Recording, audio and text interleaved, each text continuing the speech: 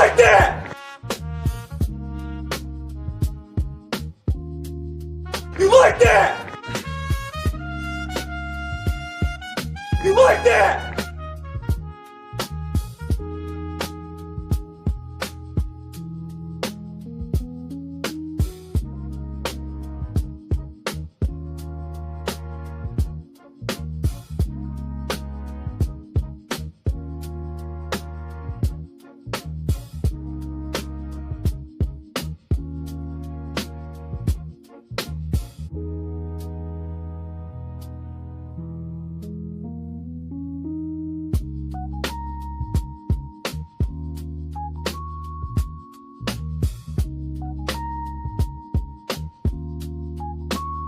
All right.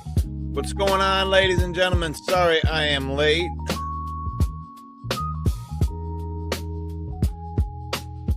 It's been a minute since I've been on here. Did a little vacation.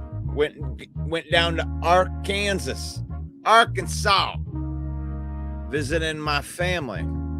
Hope everybody's having a great summer so far. Good morning, good morning, good morning, One Pride, and welcome to the Villain Report live. I'm Russell Wayne. Let me turn this down a little bit.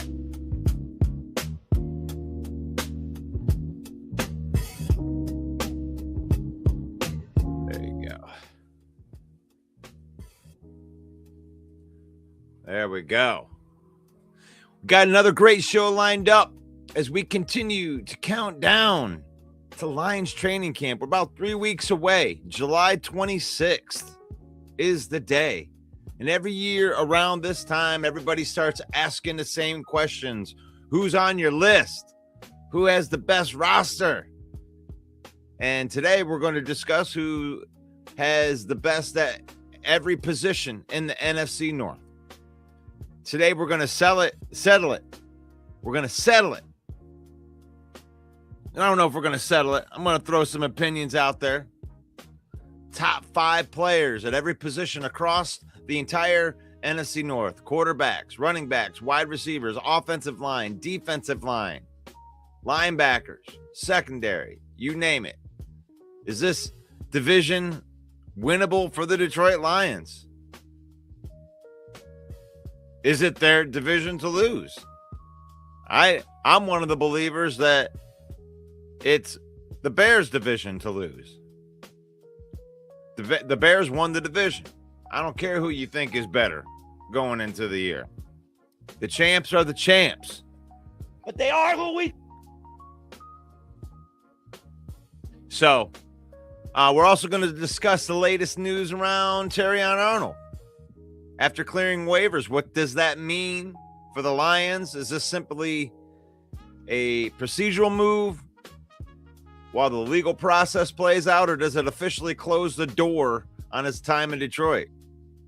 We'll talk about where the organization stands, the salary cap implications, and what the secondary looks like heading into training camp. And speaking of camp, we're getting close. Position battles are starting to heat up. They're not really heating up, but there are going to be some heated battles going on for the rookies. Rookies about to prove themselves. Veterans are about to defend their jobs. And before you know it, meaningful football will be back. The expectations haven't changed. This isn't a franchise hoping to make the playoffs anymore. This is a team with Super Bowl aspirations. Every roster decision, every camp battle, every ranking matters because the standard in Detroit has changed. And I want to hear from you today. Who's the best quarterback in the NFC North? Who owns the best wide receiver room? Which team has the best defense? And are the Lions still the team to beat? Or does that become Chicago because they won the division? I mean, what do we do? Jump into the chat. Hit the like button. Subscribe if you're new. And let's have some fun. This is the Villain Report Live. Let's get after it. Chicken Nugget King's in the house. What's up? You like that? You like that? Let's see.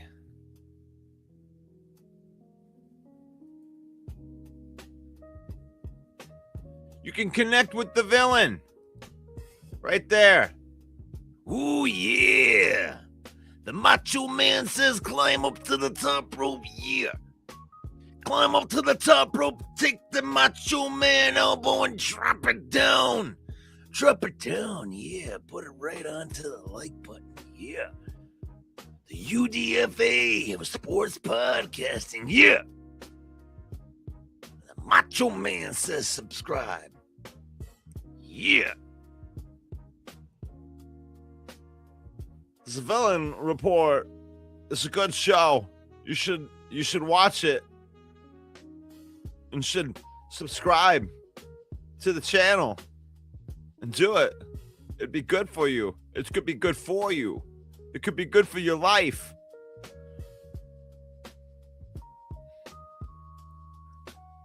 That's right. And here we are. Terrion Arnold. I got some Terrion Arnold stuff right here. First of all, I'd like to thank John Macaroon for coming on here every once in a while. And that's why I use Sports Illustrated. That's who he is affiliated with. So I'm using the article right here, July 6th, from John. Former Detroit Lions cornerback Terrion Arnold has officially cleared waivers, and the 23-year-old is now a free agent that is able to sign a contract with any NFL team. Arnold's future will be the topic of discussion brought up in the next court hearing.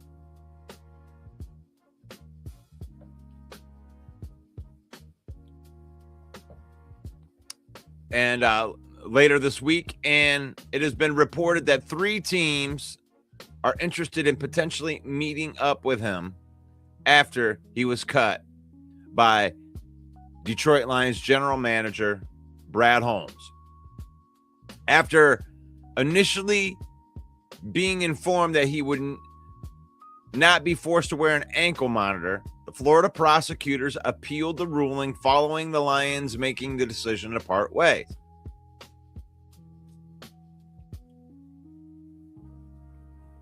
The swift decision was made after Florida judge deemed there was probable cause to hold a trial to the alleged allegations of planning an armed robbery back in February of 2026.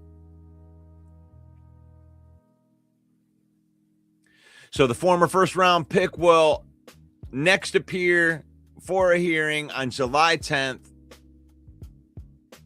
which is in 2 days at 9:30,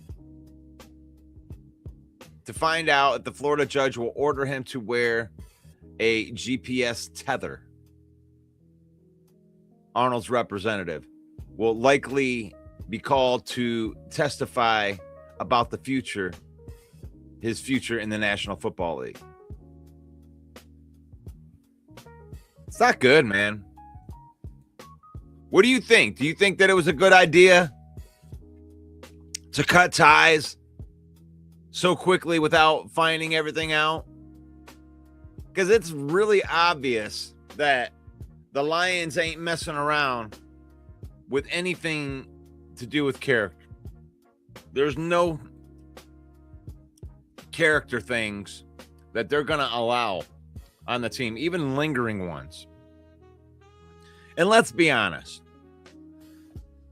The Lions, if this was like Deion Sanders, if this was a high-profile, really, really good cornerback, we may be having a different discussion. They don't usually give second chances to players that aren't good. And, even though we had a lot of hope for Terrion Arnold, it wasn't that good. Yeah, he hasn't lived up to the potential of being a first-round pick. You know, if he had 9 interceptions last year, and was one of the top cornerbacks in the league, then, they might make an exception. What's up, David? David's in the house. You like that?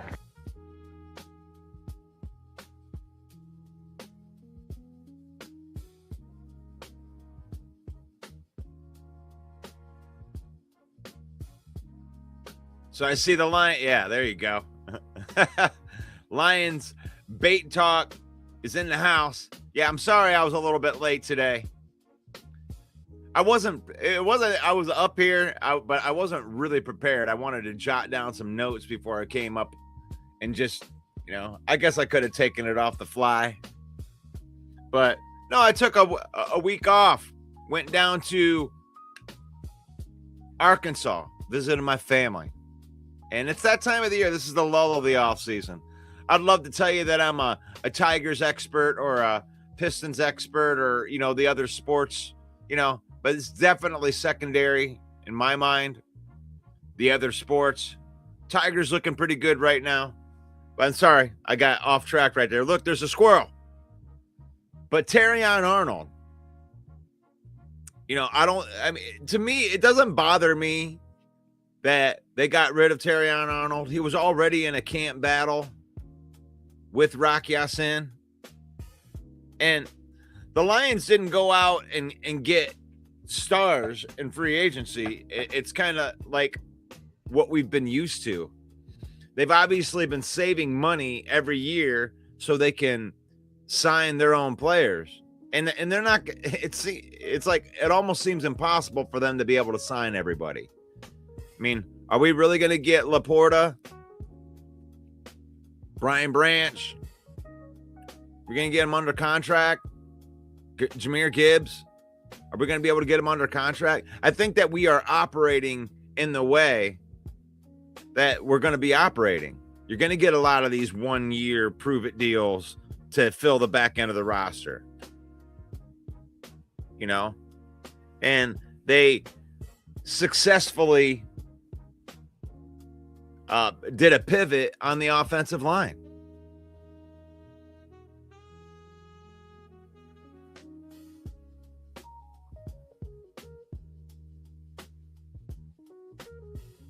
Chicken Nugget King says Rock automatically could get the start now that TA is gone. It's going to be interesting. It's going to be interesting to see because you got Ennis Rakestraw in there, and so far Ennis Rakestraw is not injured, but we'll see how quickly that can change. But right now, the 2024 draft class is looking like a complete failure. I mean, what would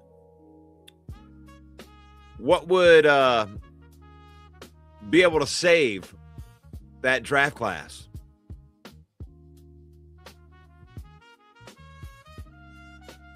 And I saw the bait talk in here. You're talking about Kendrick Law. I said, sadly, Kendrick Law was a waste of a pick. And I thought that they should have moved up and got Alonzo Styles, a safety of the brother who was drafted in the first round. I mean, that's retro. That's retro talking right there. I wanted to make a comment on that. I mean, looking back, doing John Madden, looking back, oh, we should have did this. Yeah, we should have taken all of the good players. And I don't know if Kendrick Law was a waste of a pick. He got injured.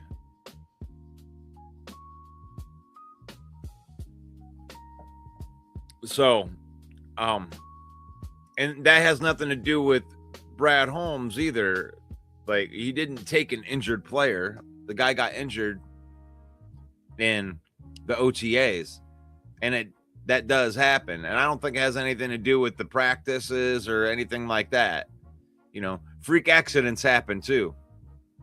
And I think that was kind of a freak accident. Of course, you'd want a player that can play. I agree with you there. But yeah, there you go. Keith Abney the second could be a good safety in replay, or he could. I mean, he actually plays outside corner. He might be in the mix with Rock Ya-Sin right there. Ennis Rakestraw might be right there with that.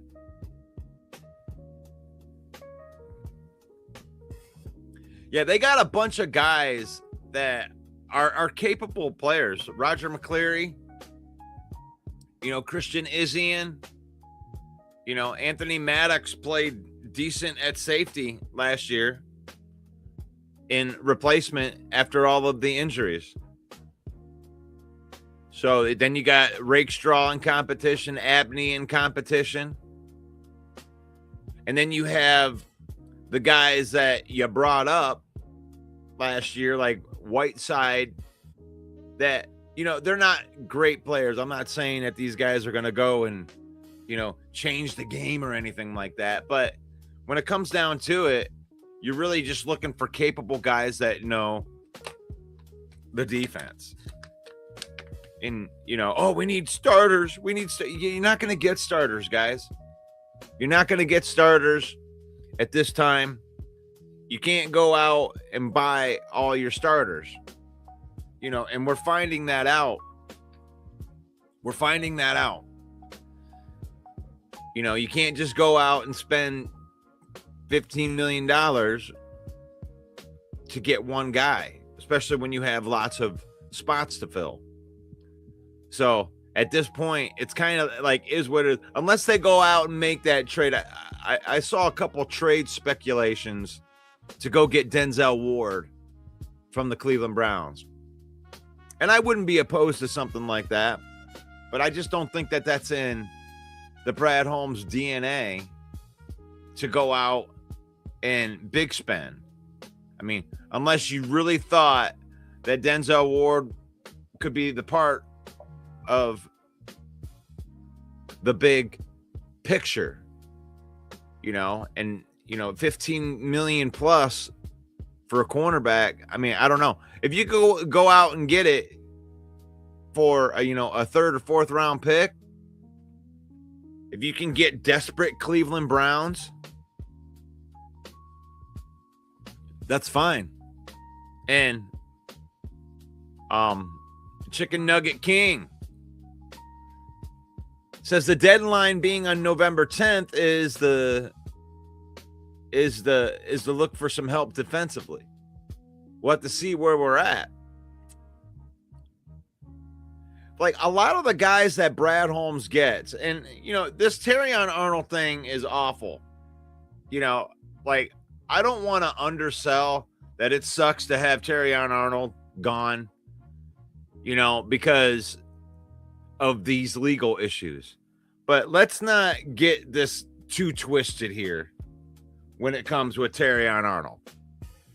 Terrion Arnold was not Deion Sanders. We're not replacing a great player here. We're replacing a player that we've been talking about replacing, already calling it a bust of a pick. That's part of the identity of what Terrion Arnold was. And it is what it was. I didn't want to say that type of stuff. You didn't see me in here touting how great Terrion Arnold's going to be before all this stuff. So I'm not going to freak out afterwards and pretend like, oh my God, we got to go out and get, if we don't get a Denzel Ward, then we're not going to be any good. Well, we were in a position where we had the competitions. Last year, you were talking about Rock Ya-Sin straight up taking over for Terrion.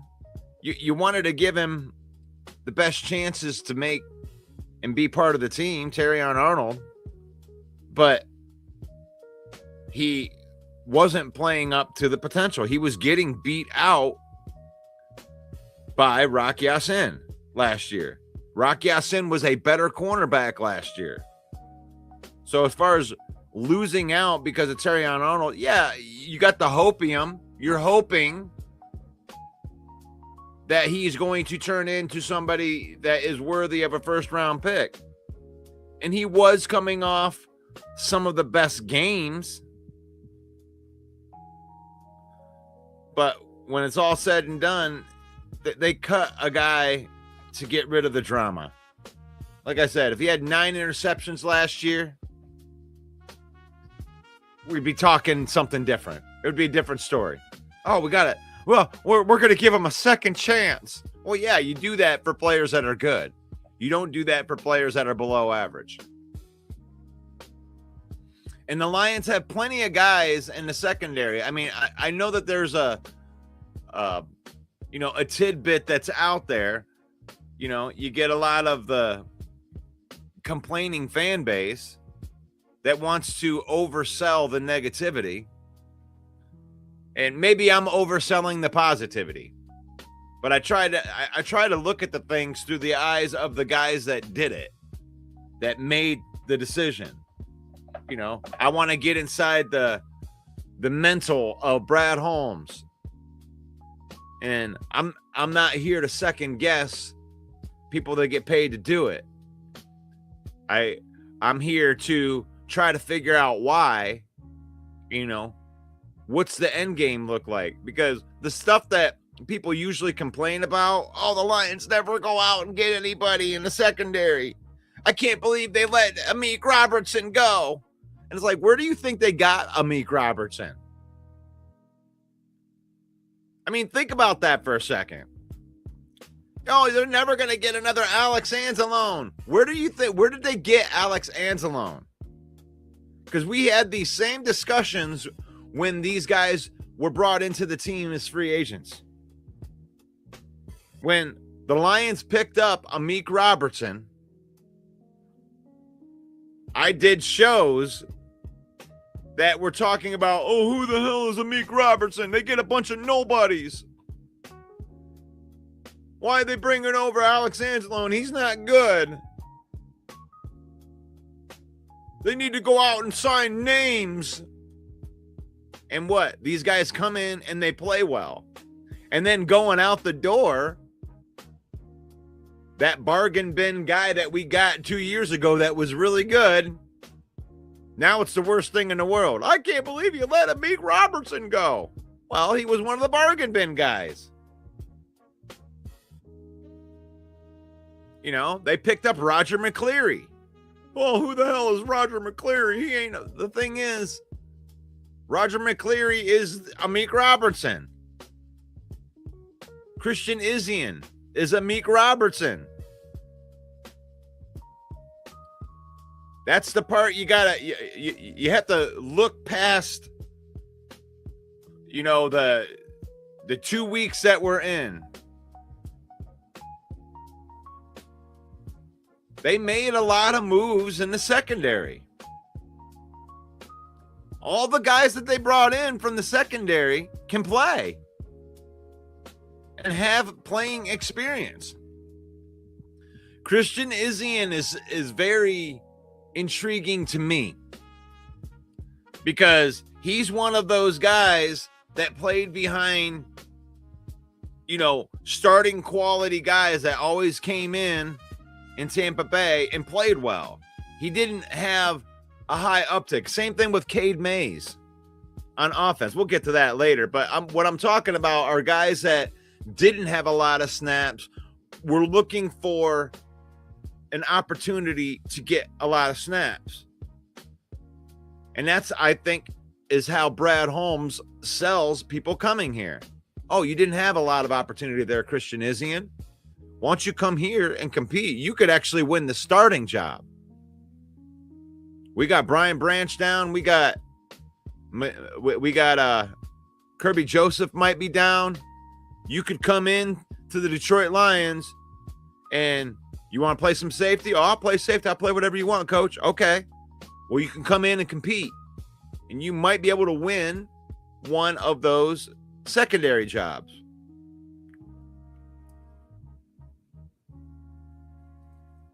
Roger played with the Rams. Yeah, he played with the Rams. McCleary played with the Rams. And he was actually drafted as a cornerback at the Titans. And I remember when he was traded to the Rams, it was considered a decent move. So Brad comes in and gets these guys, these bargain bin guys, but these guys can play. McCleary can play. Izzian can play. You know, Anthony Maddox, from his numbers last year, according to PFF, was a top 11 safety in his time that he was playing. Thomas Harper was a top 10 safety by the numbers, according to PFF. Those are two guys that can step in and play in those spots. Chuck Clark. So when people say, oh my God, you got to go out and get safeties. Okay, we have safeties. We have a lot of safeties. And when Brian Branch comes back, and, you know, whether or not Kirby Joseph plays, we have a boatload of safeties. When those guys come back, we're going to have safety depth. You know, knock on wood. We hope that those guys can make it, you know, through the season. But if you have a healthy safety room, we're like 4 or 5 deep. Oh, yeah, David. Thank you. And then Dan Jackson. You like that? We seem to forget about the injured guys that come back. So I'm not as worried about the secondary as the rest of the world. Like, I would love to see Ennis Rakestraw and Dan Jackson come back from these injuries, because they didn't not play because of ability. When I look at these guys not playing because of ability, it isn't these guys. You know, I think of guys like Giovanni Manu. I think of guys like Makai Wingo.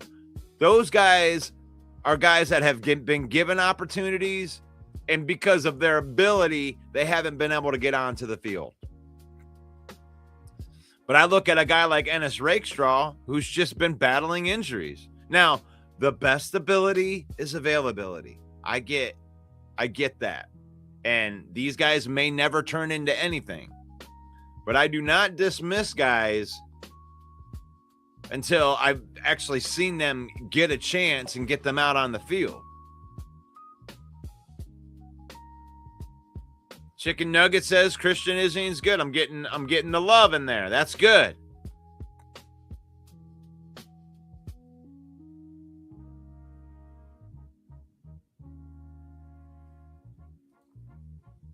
Lions Bay Talk. I'm just wondering if someone could step up and turn into the Nnamdi Asomugha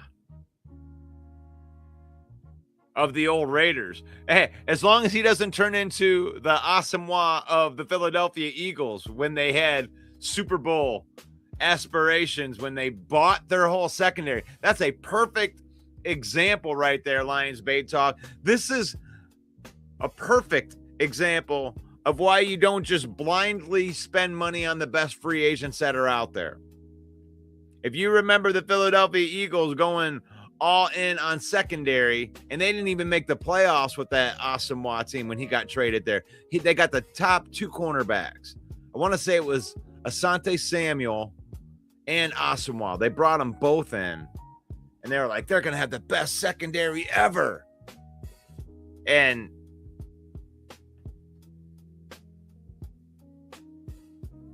did I say Anthony Maddox? I'm sorry. I misspoke then. If I said Anthony Maddox. It is Avonte Maddox. Thank you for the correction. If I said Anthony, I apologize.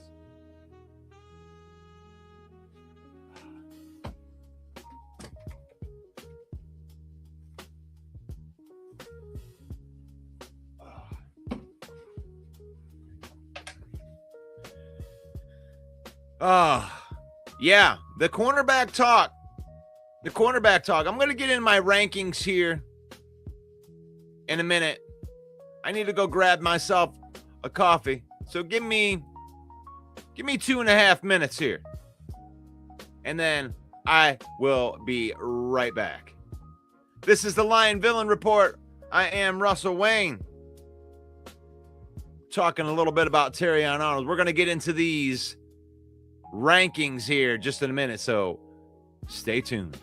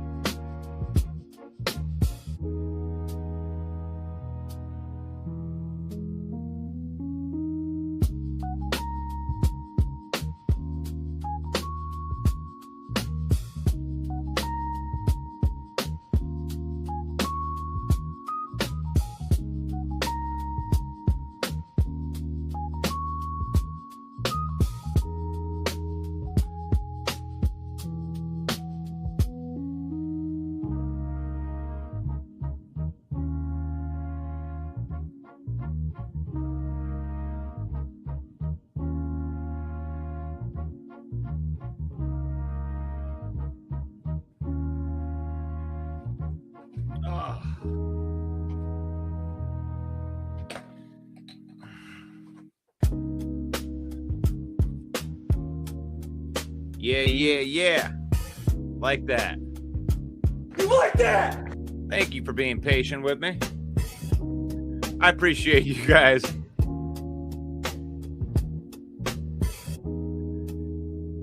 Had to go out. You know, it's so hard to do these things without getting your coffee in.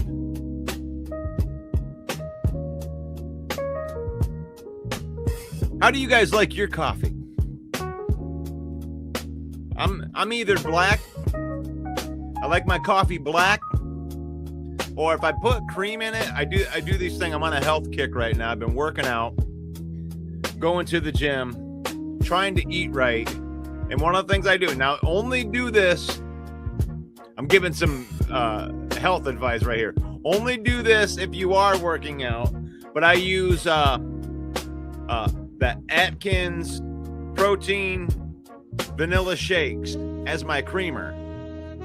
Now, it's got about 60 calories in it, but it's really good calories for you to give yourself a little bit of nutrients in the morning with your coffee. Now, don't just drink,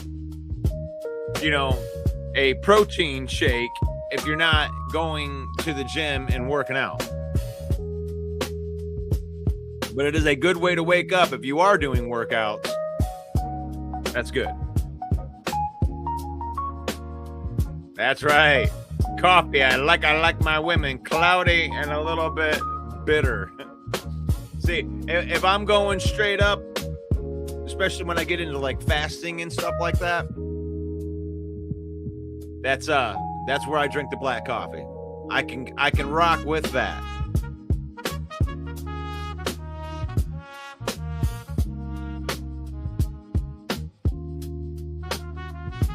What's the Patriots have weapons like we do at wide receiver make the hardest game for our defensive back room?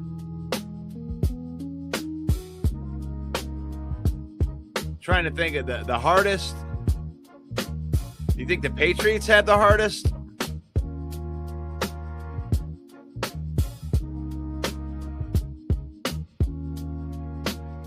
We have the easiest schedule. If you look at the wide receivers room that we face, the hardest one that we have is New England. Okay, gotcha. With the names that we have. So when it comes to getting like a pass rush or covering, there's a balance thing that happens right there. I'm sorry, I'm too loud. I was like, what is going on here? Let's try something different.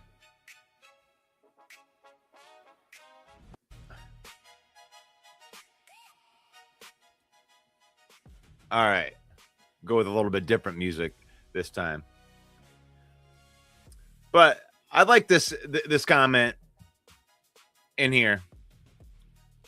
Like, where are we going to run into the biggest trouble? And I think there's a balance between what you're going to get from your pass rush and what you're going to get with your coverage. And they marry each other. Last year, when it comes with pass rush, Aiden Hutchinson and Al-Quadin Muhammad, they got to the quarterback more. And that's what everybody claimed is what they wanted. But the thing is they're not getting there fast enough. And especially when you got a weaker secondary, teams were able to take advantage of that. So that's why you go out and you pick up a DJ Wonnum and you pick up Derek Moore to be opposite of Hutchinson. You're hoping that you can get Ali McNeil to come a little bit back to form right there, because you need to you just need to make that time less. And if you can make that time a lot less, that the quarterback actually has to throw the ball, then you're going to put your cornerbacks in a better position. And it sounds easy enough. It's easier said than done, but that's what we're trying to do here. So you want to protect those cornerbacks. You want to put them in a position of being advantageous. Maybe make some plays on the football. You got to get to the quarterback faster. Now, if you got cornerbacks that can guard for a long time, 4 or 5 seconds, good. I mean, the better.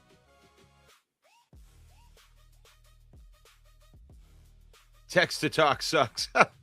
Yeah, I'm trying to read your stuff, Lions debate.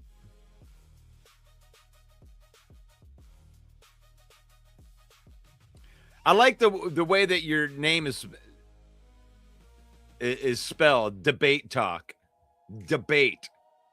You're throwing out the bait. That's right.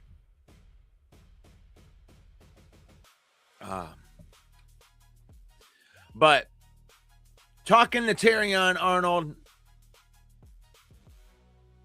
I'm on the fence, or I'm on the pedestal of it's not that big of a deal.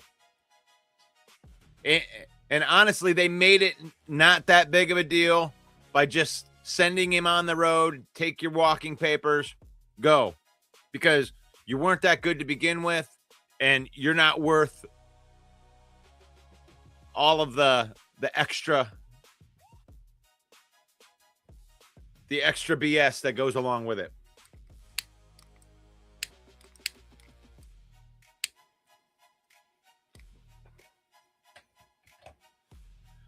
You're not worth it. I love you. I think that, he's got a great personality.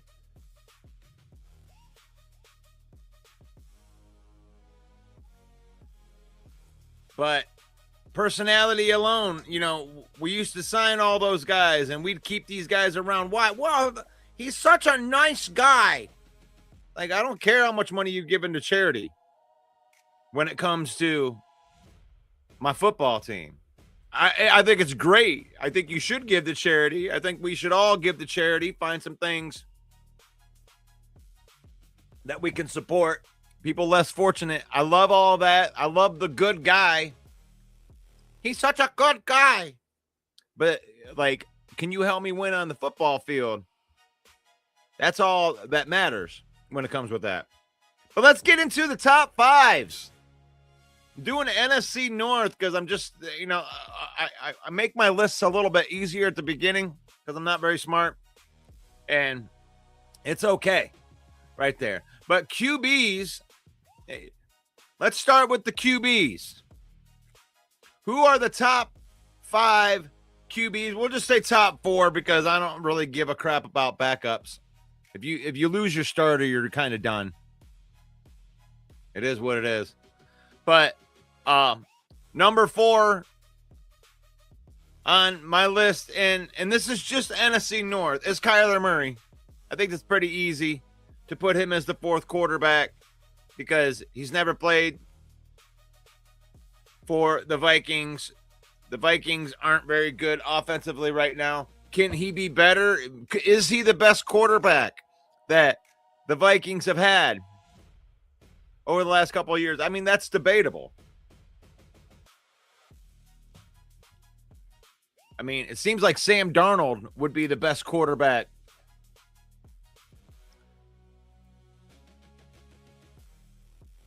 that the Vikings have had. How dare you talk about Sam Darnold, Schwarzenegger? I'll go to other teams and win Super Bowls. Ah! Do it now. You should have kept Sam Darnold. No, but you got Kyler Murray. 4'5" of him. He's going to be out there slinging it. Maybe it'll work. But right now, I got him at number 4 on my list. Number 3 on this. Now, this is where it's like really hard. These 3 were really hard because being objective and being a Lions fan, and maybe I am a little bit of a homer, but it was a very hard decision for me between Caleb Williams and Jordan Love. Because Caleb Williams is I think that he has potential to be the best quarterback in football. And what is so good about Caleb Williams is also what is so bad about Caleb Williams. He can win you a game, but he can also lose you the game. And he's done both of those in like everything that he's done. And I don't think that numbers are the end-all, be-all thing. And then when it comes to wins and losses, it's a weird thing too. But Caleb Williams did beat Jordan Love 2 out of 3 times last year. But Jordan Love was a way better quarterback throughout the year. I mean, and completion percentage does matter to me. And when I'm looking at these numbers, Caleb Williams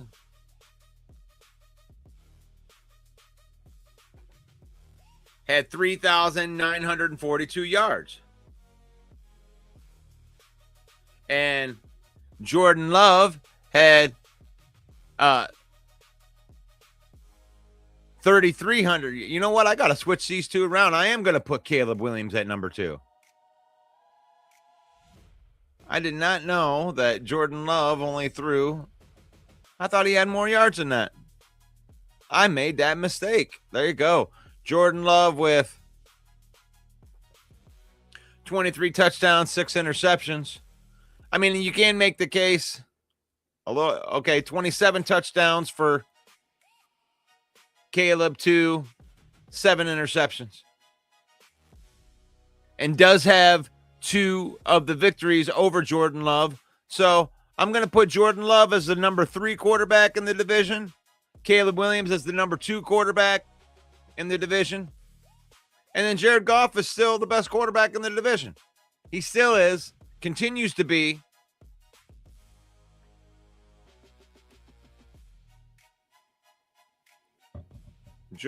Like, when it comes down to what quarterbacks do, Jared Goff is the best quarterback in the NFC North. And I always listen to people tell me, oh, I take Caleb Williams over. I would take Jordan Love. Oh, they can extend plays. And I don't know. I think you put the whole package together and eventually truth wins. And the thing is like you can say, I don't like this or I don't like that about Jared Goff. But the bottom line is you can count on him for 4,500 yards passing. He's got 34 touchdowns to only 8 interceptions. And honestly, he had 2 awful games last year. Jared Goff, and then the rest of it was really good. And that's what you're going to get out of Jared Goff is consistency. It's not going to look the greatest sometimes. You're not going to see him escape the pocket. It's like nobody likes the pocket quarterback, but are you going to replace 4,500 yards? And he's done that with a plethora of different wide receivers,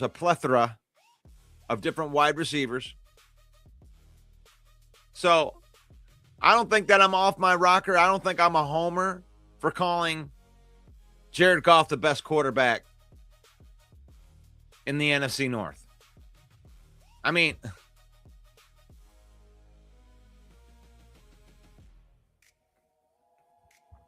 one of the things I love about Jared Goff is one of the things that most people hate about Jared Goff.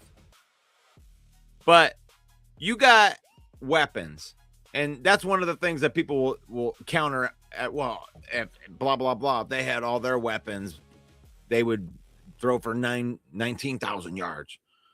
Had all those weapons. But the thing is where you take a guy like Caleb who might escape the pocket when things are going on and, do a double spin move. He might get 5 yards on that play, or he might make something happen with his legs.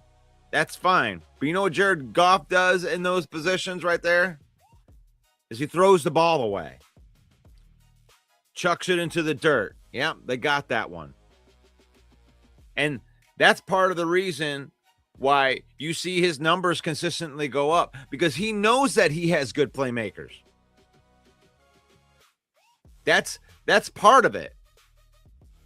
I would rather take the production from wide receivers, tight end, running back out of the backfield 100 times out of 100.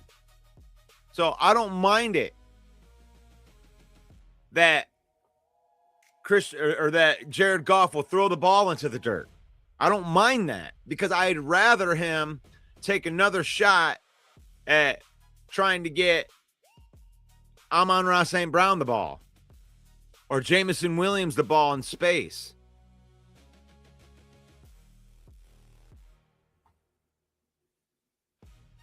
And right here's another one. You know why Goff isn't getting hurt? He doesn't run very often. That's the thing. It's like, you want consistency of a franchise over a long period of time? Goff can win you a Super Bowl. You got to protect him. And I see you in there, Lions Debate Talk.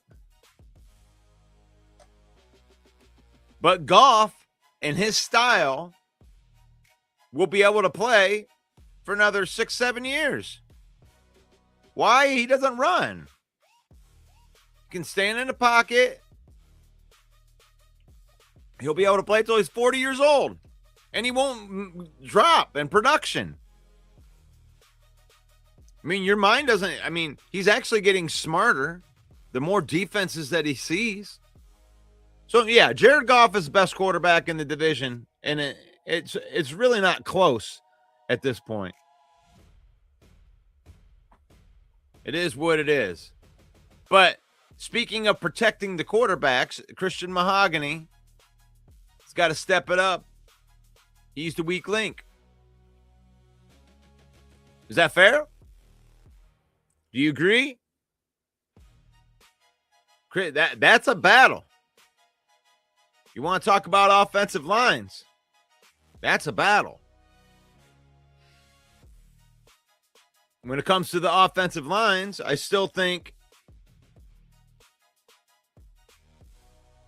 I mean, there's been some major overhauls of offensive lines. But I think the Lions definitely did the most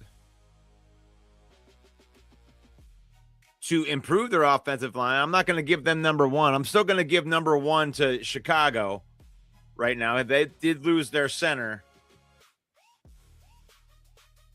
but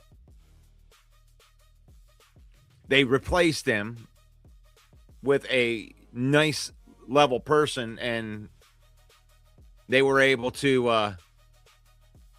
I think they're going to be able to keep Caleb upright. So I'm going to give the number one to Chicago, but I'm going to put Detroit at number two in offensive lines. Now, a lot of that's based off of potential, but the other two teams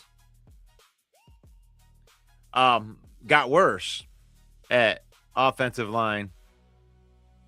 So maybe some potential there, but I'll put the Green Bay Packers at 3 and the Minnesota Vikings at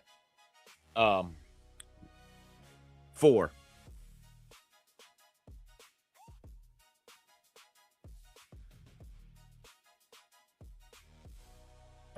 But talking our offensive line, I think it's going to be really good. I think it has the potential to be the best in this division.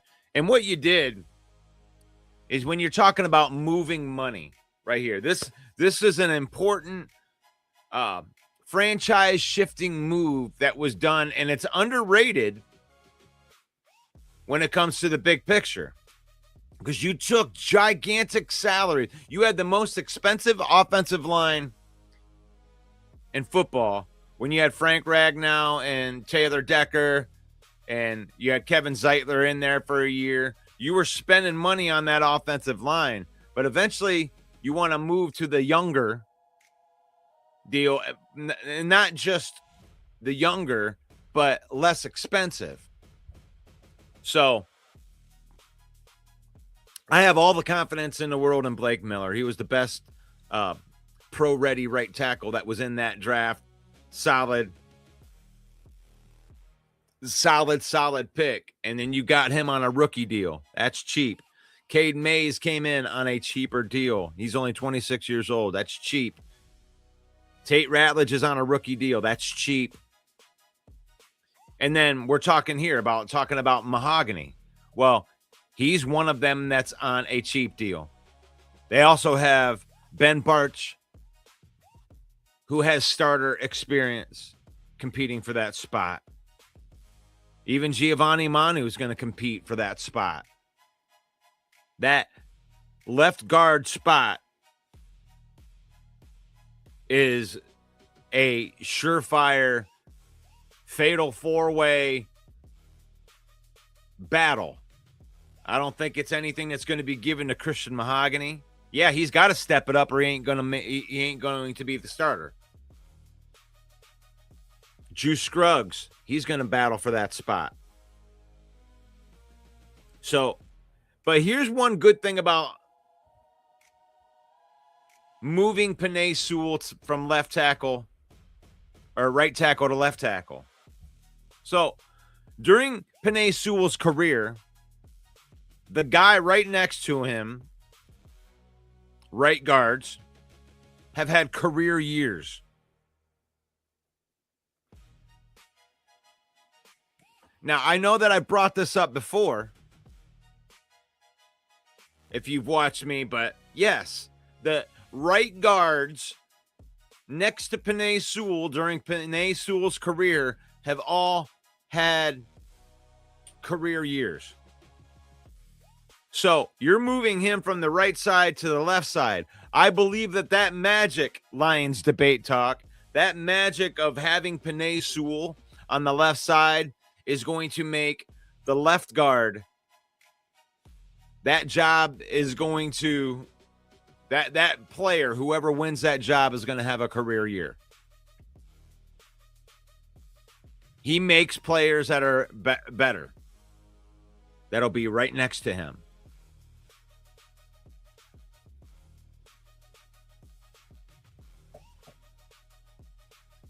Like, everything is going to be shifted. And everybody's like, when you say, well, moving Penei Sewell from the right side to the left side, he hasn't played that. There's going to be growing pains. Yeah.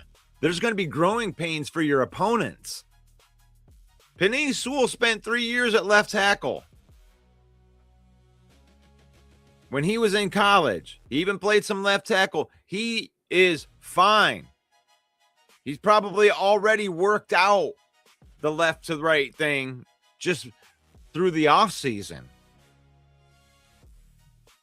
Yeah, you can't say that for every offensive lineman that's out there. Going from right to left isn't easy. But when it comes to Penei Sewell, he's going to be an all-pro. So all of this, that him moving from the right to the left is going to be harder for all of the opponents that have been studying Penei Sewell for 3 years. Because Penei Sewell, everything's going to be mirrored to the entire defense. And all you got to do is catch one guy sleeping from that side. So all of that leverage you've been working on for 3 years, preparing for Sewell on the right, is going to all of a sudden be on the other side. I think that's going to be harder for the opponents. And I do believe that you are going to be running right off of the left. And back to your point, Lions Debate Talk, with Christian Mahogany. Christian Mahogany's strength, to David's point here, is run blocking. Where Christian Mahogany completely lacks, and it's night and day, is pass blocking. He's got to work on that pass blocking. But I think being next to Sewell would help him if he wins that job. But I also think that it helps a lot more to have Christian Mahogany on a run play where he does run block very well up in the 80s with the PFF top. So running to the left, even with Cade Mays to the middle, that's going to be on the menu this year, is running those plays to the left. It's almost like Drew Petzing should design the mirror plays of all the plays that went to the right and have them go to the left. Running behind Sewell. Now, right guard, I think if you can get Tate Ratledge, because he isn't going to have a guy like Penei Sewell to his right anymore. So I expect him to level out this year. I expect him to play solid in his second season as a right guard. He's the most athletic right guard, and I expect to have him a better than Kevin Zeitler in 24 type of year, because I think Tate's more athletic, and I think that he is the mainstay right there on the right side. So offensive line wise, you got a big battle for left guard, but I think this is going to be a top end offensive line when it's all said and done. But I have them at number 2, and I still have the Chicago Bears as the best offensive line in the NFC North, but we can talk about that at a later date. So running backs, the running backs in the NFC North, and, you know, I love this topic because I already know that Jahmyr Gibbs is the best running back in the NFC North. He's the best running back maybe in the NFL. I think he's going to have that kind of season this year, where I think that we're talking 2,000 scrimmage yards.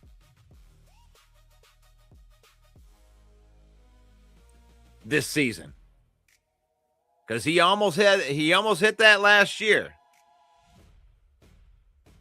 Over 1,900. 1,223 running yards and over 600 passing yards. And I think both of those are going to go up. Just out of opportunity.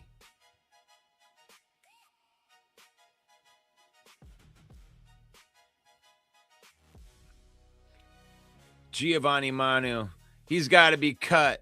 There's someone better as a backup tackle before the season starts.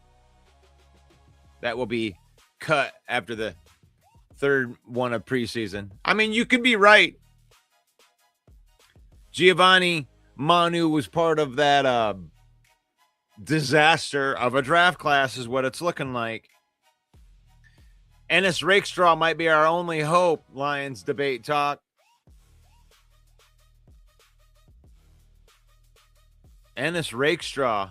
I mean, Sione Vaki, he was the 4th round pick that year. But no, Giovanni Manu's down to his last leg. Larry Boring Borum is going to be the swing tackle. And, you know, the next tackle on coming up, I think that's where Giovanni Manu is competing at right now. And maybe Giovanni Manu could slide through and be on the practice squad. Maybe that's where he needs to be. But we're going into year 3. We'll have to see what Giovanni Manu can do. You know, trading up some picks. You traded some picks to get him. And moving him inside. And that's something that Dan Campbell had talked about, giving him a shot at guard. You know, he's got, I mean, he's a 350-pound dude. That could be a dark horse. Win the left guard job. Giovanni Manu. Am I crazy? The thing is like when left on an island and you got those big athletic defensive ends, he struggled. You know, it didn't look good. You know, all of that space to cover. But maybe if you move him inside, he has freakish athletic ability. Giovanni Manu. Freakish athletic ability. You're talking about a 250-pound incredible Hulk.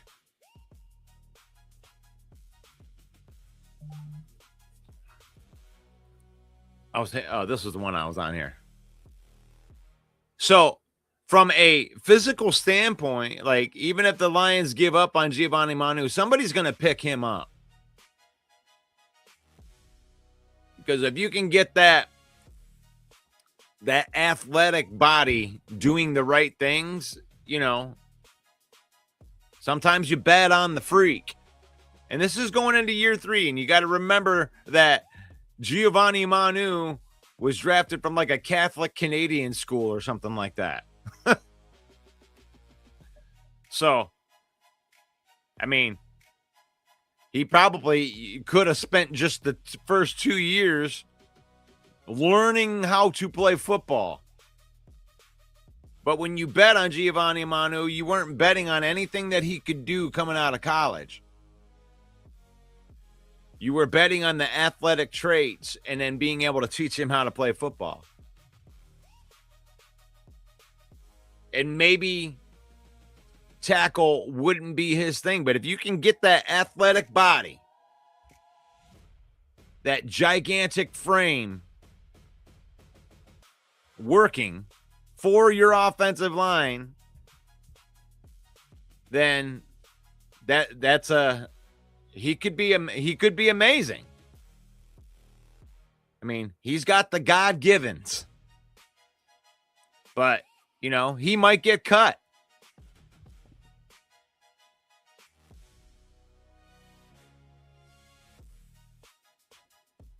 So, if you want Manu to be a success, make him a guard. They said they were going to try him out at guard. You brought up Christian Mahogany, and I'm only saying this just to tell you that it ain't a foregone conclusion that Christian Mahogany is going to win that guard job.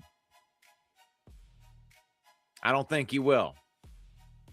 For some reason, I think it's going to be somebody different. And Giovanni Manu is a dark horse. Giovanni Manu could be a dark horse to win that left guard job because really, you want to be on the team. You know where actually he would be the most valuable? Is a starting guard that can also back up like the third tackle. You know, you want these guys to be versatile. So, and I think that they are. I think that the Lions are very deep on the offensive line. It goes deep.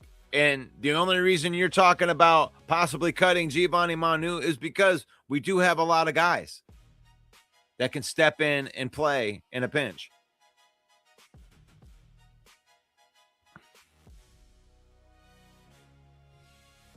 So, running backs, yeah.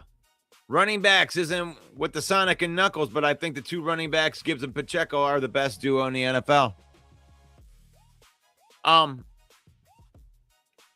I would disagree with that right now because of Swift and Monaguai from Chicago. That's pretty good.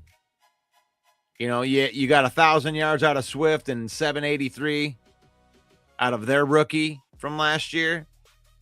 Right now, I mean, I'm just being objective here. You know, I would love to tell you that I think that the Lions are the best everywhere. But right now you got Gibbs, and I would take Monaguai over Pacheco any day at this point in time. But we'll see. I honestly don't think that Pacheco is going to be used as much as what people are worried about. I mean, I think that you're looking at a workhorse, and not just like Gibbs isn't just going to run the ball all the time. But when I say workhorse, he's going to be out there on pass plays. He's going to be out there on run plays because he's a threat. He's a threat at any point in time to do damage. And the stuff that the Lions did on offensive line to improve this offseason, I think is going to be a big factor in this next season for Gibbs. I mean, it also wouldn't surprise me if we see some historic numbers out of him. I mean, I could see him getting 1,000 yards receiving and 1,500 yards rushing. And getting 2,500 all-purpose yards and having a historic season.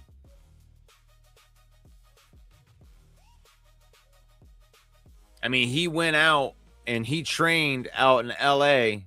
with UFC fighters and cardio.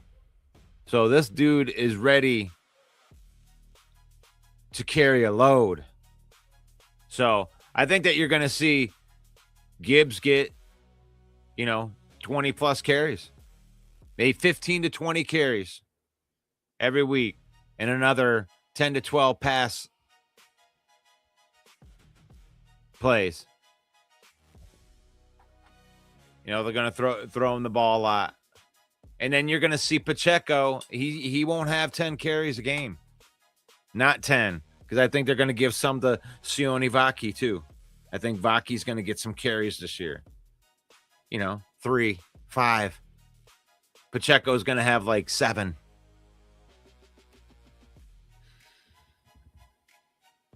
So, yeah. So, I got Gibbs at 1.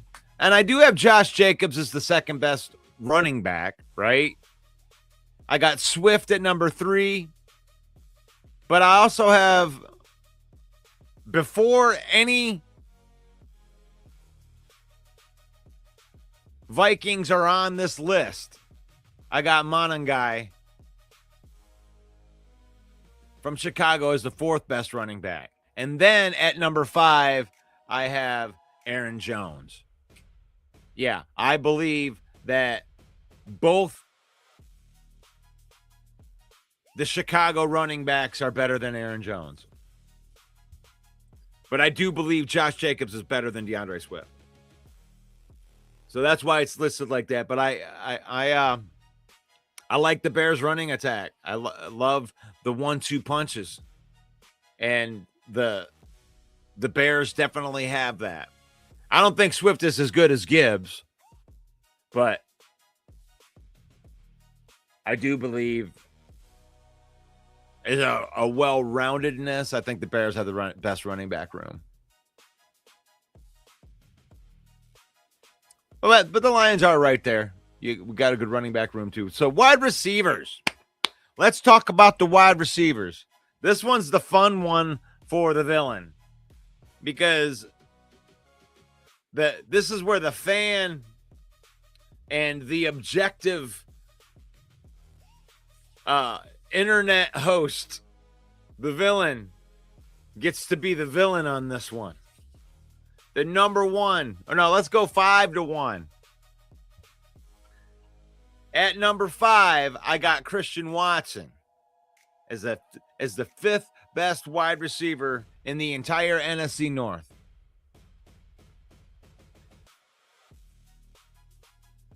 I got Luther Burden from the Chicago Bears as the number 4 wide receiver. Number 3, I got Jameson Williams.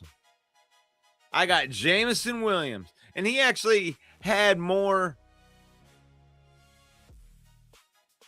receiving yards than my number 2 wide receiver, but I wanted to be objective and not the homer. I got Justin Jefferson as the number 2 wide receiver in the NFC North, and number 1 is his son God.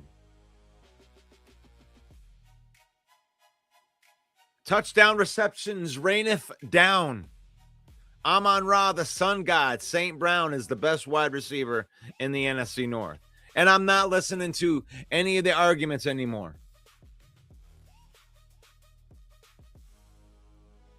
Justin Jefferson has all the ability to do that. And 4 years ago, I did put Justin Jefferson ahead of Amon-Ra St. Brown. But Amon-Ra St. Brown continues to dominate on the boards. The numbers. The numbers mean something. I mean, I don't want to tell you, what to think or anything like that. But he continues. Like, I had an argument to put Jameson Williams as the number 2 wide receiver. Jameson Williams had more yards than Justin Jefferson. He averaged more per reception. Jameson Williams had more touchdowns. He had more yards per game.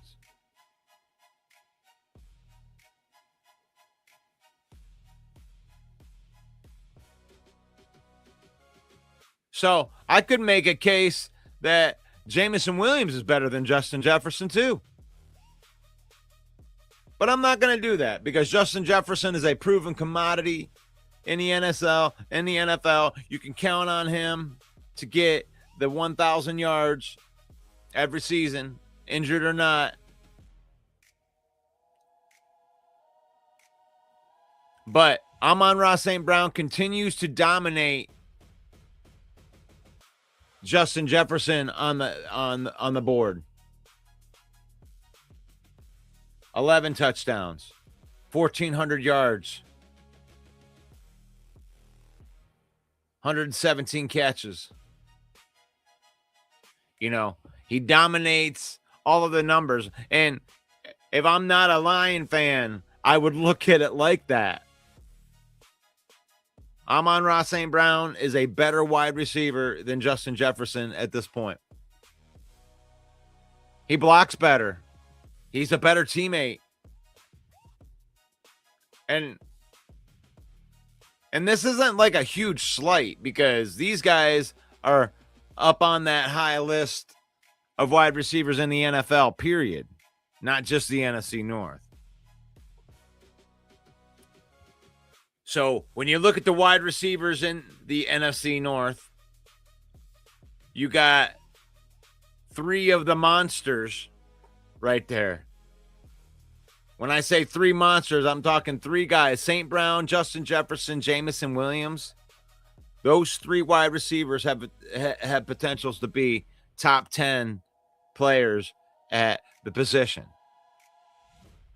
Maybe even top 5, you could say. in the NFL, you can make arguments for all three of them.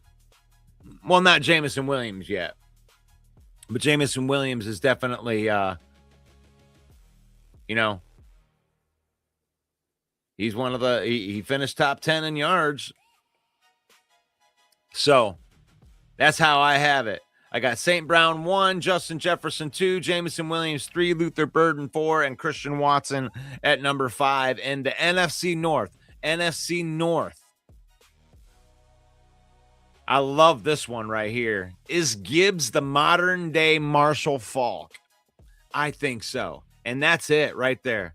One of my favorite running backs of all time. I'm glad you brought him out, Marshall Faulk. I always loved the fact that he could catch the ball or run the ball and do both of them at high levels. You didn't see it that much, and I loved watching Marshall Faulk. I could argue him in the top 5 all time just because of the versatility. You got to give it credit. Good career. Good career. And can Gibbs be that? If he keeps it up. If he keeps it up. And I think that the Lions have invested in an offensive line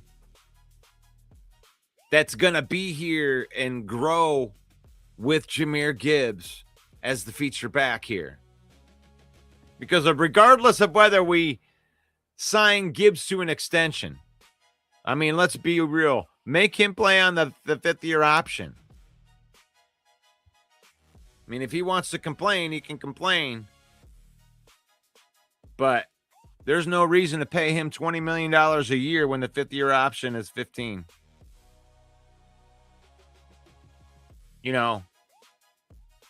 And I don't. If I'm Gibbs, why would you even be mad at that? They may get the extension done, but he's a player that, you're giving the business. Look what you did to Frank Ragnow. Giving them the business. And there's nothing wrong with that, by the way. It's a business first. No one's going to intentionally lose money unless they're trying to make headlines.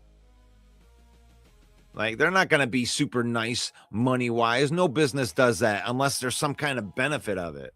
You get to go out into the public and, look at we get back to our players. It's all about making money. And you can take Gibbs, and Gibbs is going to be on this team in 2027 and 2028. And if it's me, I'm running a business, right? I'm not running a charity case, right? If I'm just straight business thinking, I'm paying Gibbs the 5th-year option, and then in 2028, I'm franchise tagging him for the same reason. You get 2 more years at 15, 14 mil. I don't know what the number is. Let me check it out. Franchise tag number. Franchise tag number. Running backs.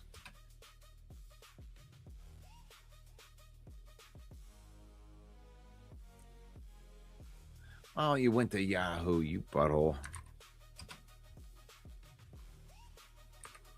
What is the franchise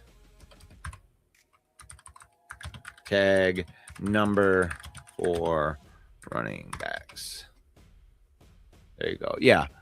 14.239. So about $15 million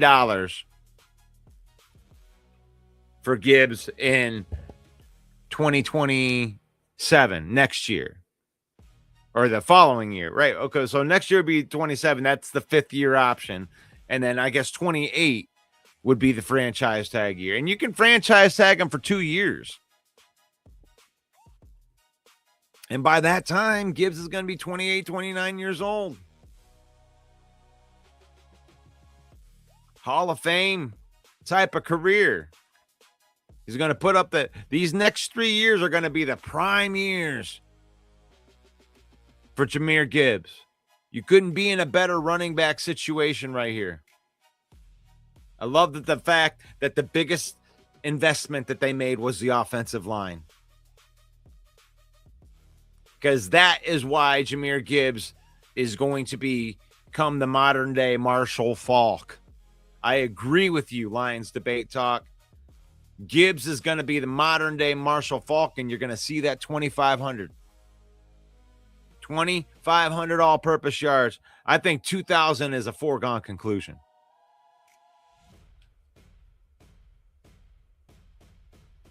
But I think that they are going to scheme him the ball in the run and the pass. He's going to be the threat at all times. You couldn't ask for a better all-time threat. We're going to make you try and stop Gibbs. And you know what happens when you try and stop Gibbs? You just made the list! Do you know what happens? Well, then you get that Amon-Ra, the sun god. You get that wrath. You get Jameson Williams' wrath. Because you're going to have to use some resources to try to stop Jahmyr Gibbs.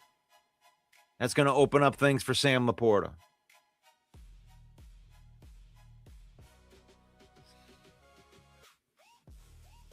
You just can't be a train wreck on the offensive line. You fell off last year. I tell you, Cade Mays is going to be an improvement over Graham Glasgow if he's average. Hell, he could be below average and be better than what Graham Glasgow brought you. That bar is not high. I think Cade Mays is going to be pretty good, and that's going to drastically improve the middle of that line. Because you're replacing a dumpster fire.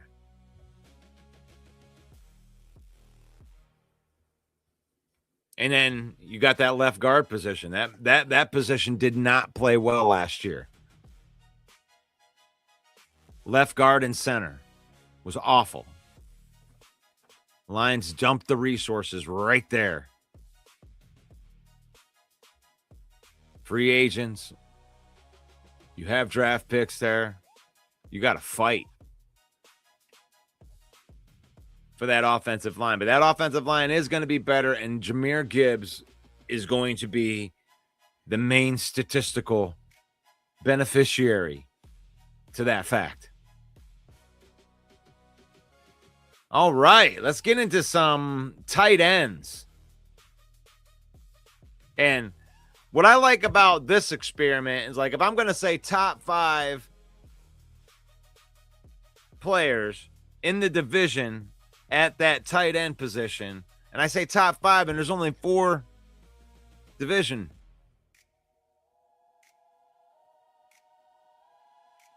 That means that a team is going to have 2. And that's cool. So, Cole Kmet, it comes in at number 5 for best tight ends in the NFC North. At number 4, I got TJ Hawkinson. That's right. Your Minnesota Vikings. So, best tight ends in the NFC North at number 5, I got Cole Kmet. Number 4, I got TJ Hawkinson. At number 3, I have your very own Sam Laporta at number 3. And number 2, I got Tucker Kraft of the Green Bay Packers. And number 1 is Loveland from Chicago as the best tight end in the league. Or the best tight end in the NFC North. So Loveland, Kraft, and then Sam Laporta. And that was close right there. You know, I really put Laporta at number 3 just to show all my rival fans that I can be objective. Because you could argue Laporta at 2. Hell, you could argue him at 1. But the back injury is a real thing. I got to see if Sam Laporta is going to play at the level that he was playing. It looked like he was heading that way. But still, we have a very good tight end in Sam Laporta as I can move on to the defense. Defense.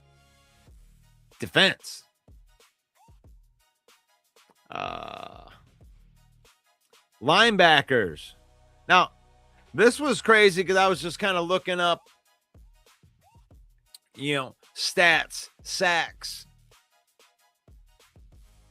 tackles for loss, who I thought was the best. And Derek Barnes comes in at the number 5 linebacker in the NFC North. And he had 78 tackles, 4 sacks. He actually wasn't as bad as what I thought. I thought that he was average at best, and he actually had a decent season. Not a fantastic what you want your second linebacker, but it was better than what I saw from the other guys in the NFC North. And at number 4, I got Eric Wilson from the Minnesota Vikings. 115 tackles, 6.5 sacks, 17 tackles for losses. And really, these next 3 are really interchangeable. I got Edrin Cooper from the Packers at number 3. I got Blake Cashman from the Vikings at number 2. And really, when I'm thinking, and I'm looking at these guys, these 2, 3, and 4, Cashman, Cooper, and Wilson, they're interchangeable. 2, 3, 4. And then Jack Campbell's the best linebacker. He was insane last year.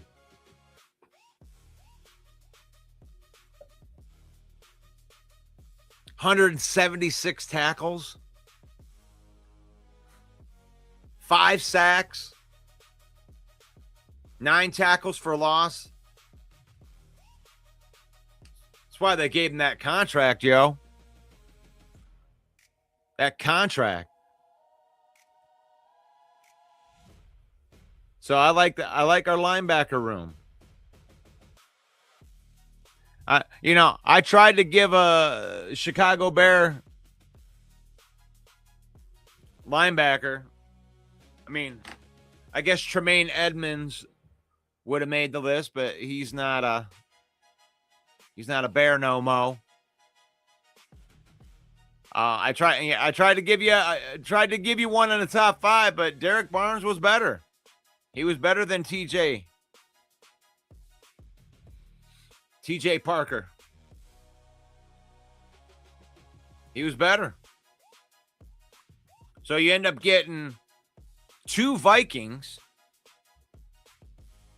and no Bears as the best linebackers in the NFC North. Moving on to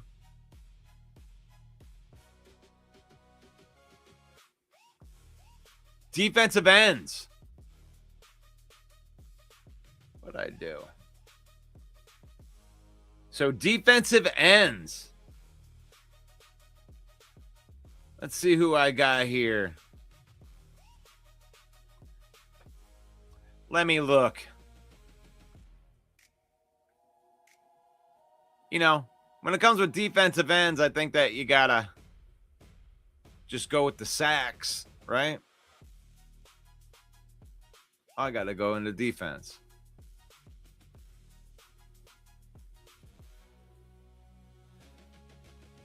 And the biggest point of contention right here, who's the best defensive end in the NFC North?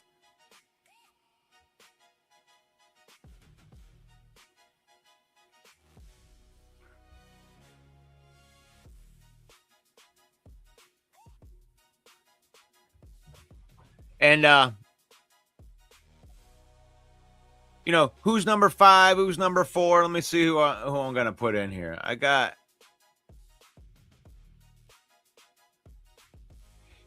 pass rushers. This one's a tough one because you have to you got to look at linebackers too. And when you're looking at linebackers and then you're trying to compare them to defensive ends, at the end of the day, it's like sacks. So, at number 5 and number 4, I'm gonna use Minnesota Vikings, and I'm gonna put Van Ginkel on here because, and I don't even know, they may have lost Van Ginkel. And then I got Dallas Turner, and I know that he's still on the team. I got Sweat, Montez Sweat from the Chicago Bears at number 3, Aiden Hutchinson number 2, and Micah Parsons number 1. That's another one that I had to kind of be realistic about,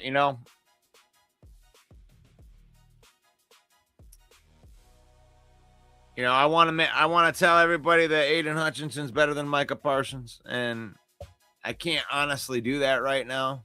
I think Micah Parsons, I think it's close.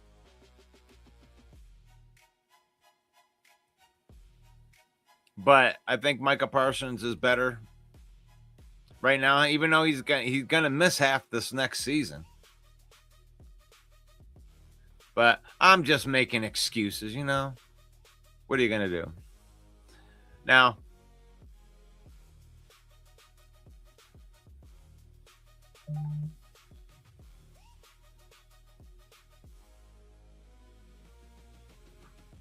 as far as safeties go,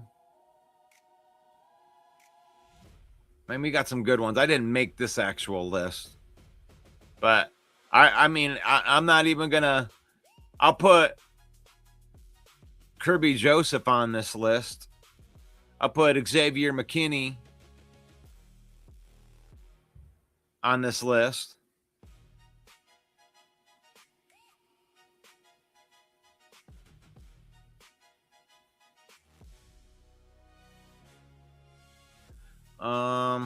Let's see what else we got here.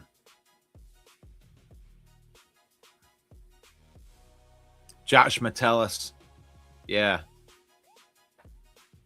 For sure. Josh Metellus. Kirby Joseph on that list. Evan Williams. I would say that the Green Bay Packers probably have the best safety room at this point, with the Lions not having both of their guys.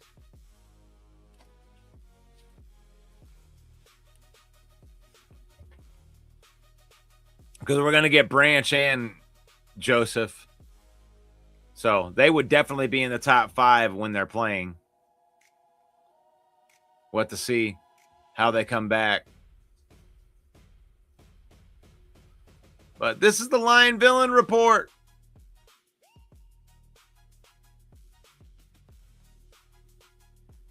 Who's on your way too early 53-man roster picks?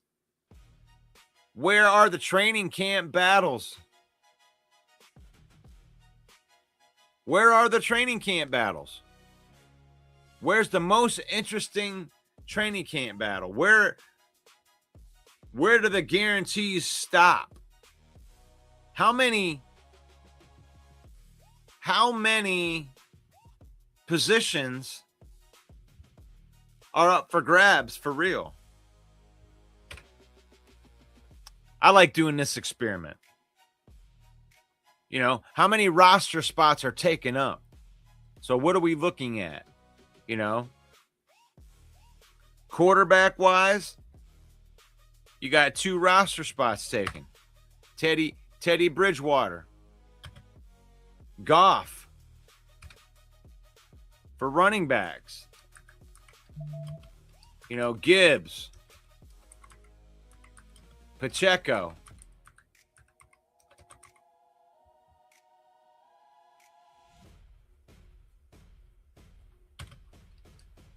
Vaki. I would say those three. So 3 running backs. I mean, I'm just talking like, where's that battle going to start? Like, if there's going to be a 4th running back, there's where the battle is. You know, maybe somebody can come in and challenge Vaki for the 3rd one. But I don't see a reason they would keep any more than 3 running backs.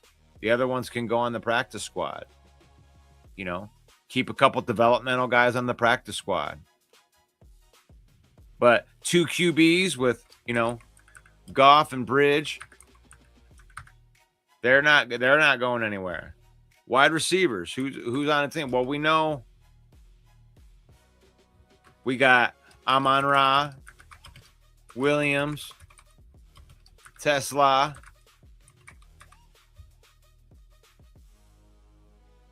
and then that's where the battle is.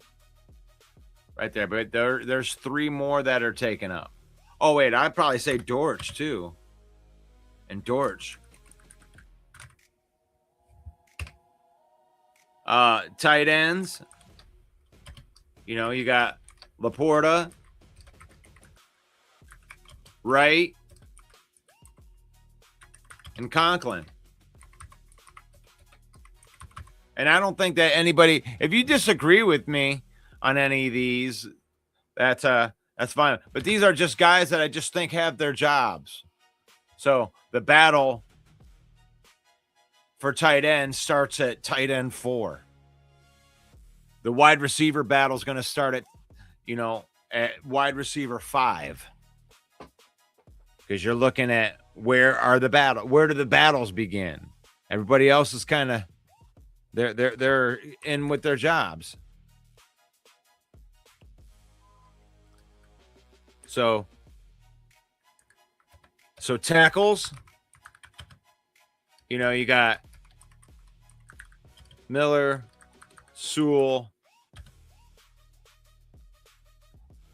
Borum,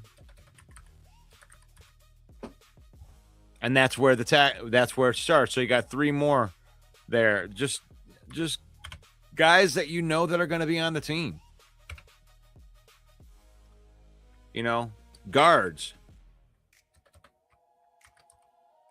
So who do we got on guard? On guard. That you know is going to be on the team. Well, you know Tate Ratledge is going to be on the team. Just drafted him, right? And I don't know if Mahogany's... I know Mahogany is going to make the team. You know? And I think that we'll just call those 2 the 2. You know? There's 2 more spots, and then you're really looking at the competition is right away. You know, you got 1 center.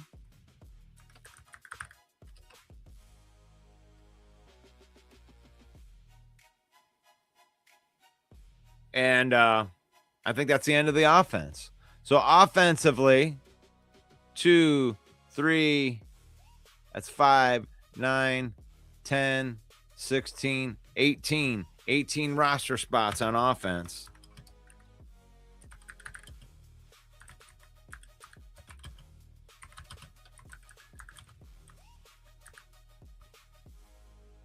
Roster spots on offense. And I'm being very loose with that because, you know, the other guys are going to make the team. But these are the guys that I think that are on the team no matter what we're really looking at here. So 18 claimed spots on offense. Then linebackers. Obviously, Jack Campbell's going to make the team. Rodrigo's going to make the team.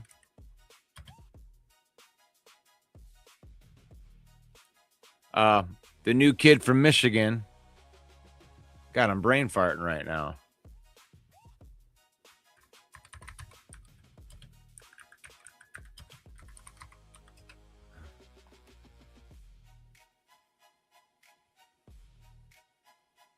Yeah. Rolder will make the team. And I think everybody after that, I think that's safe to do, that those three will make the team. So that's three linebackers. Then what do we got? We'll do defensive ends next. Who do we know? Well, we know Derek Moore is going to make the team. They just drafted him.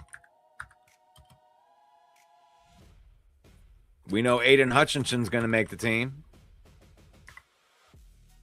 Oh, I forgot about Derek Barnes. My bad. That's four. That's four linebackers. Hutch is going to make the team. You know, Wonham's going to make the team. And then we'll just keep it there at those three because there's a battle. That's where the battle starts. Then, safety-wise, you know, Kirby and Branch, I don't know if they'll take up. I'm going to say Kirby's going to take up a roster spot. You know, Ian, Clark, Maddox. I think they're all going to make the team. Oh wait, and Harper. Yeah, we got so many safeties. But they can play other positions too. So there's 4 more spots. Oh, that's 5 spots. Cornerbacks. You know, Rakia. You know, you got DJ Reed.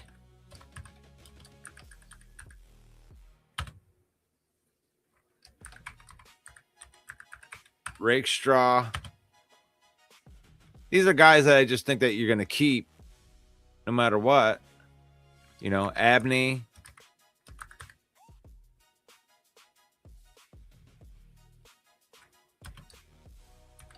McCleary.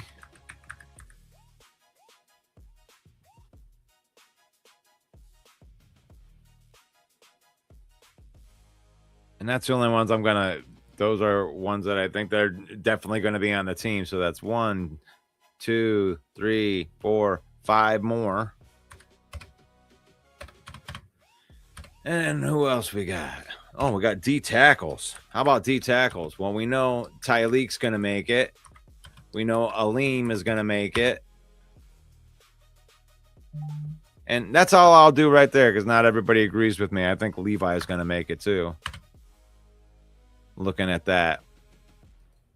You know, special teams, we got 3 players. 3 players. So that's 3, 4, 5, 15, 18, 22 players. 22 players on defense and special teams.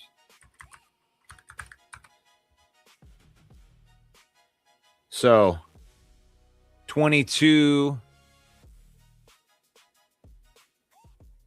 and 18 brings us to 40. So I'm looking at this list and I'm looking at like 40 roster spots. 40 roster spots are taken up. I don't think, and it may be less. There may be less available than I'm even thinking, but I'm being just like Goff, Bridgewater, definitely, right? Gibbs, Pacheco, Vaki. I think that those 3, that's 3 more. Amon-Ra, you know, obviously Jameson Williams, Greg Dortch, Isaac Tesla, Laporta, Brock Wright, Conklin, you know, Blake Miller, Sewell, Borum, Tate Ratledge, Mahogany. That's 18 roster spots on offense that I'm pretty sure that all those guys are going to make. Campbell, Rodrigo, Rolder, Barnes, Derek Moore, Hutchinson, Wanham.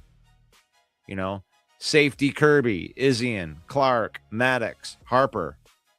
All these guys. Cornerbacks, Rock Yasin, DJ Reed, Rake Straw, Abney, McCleary. I might even have missed somebody.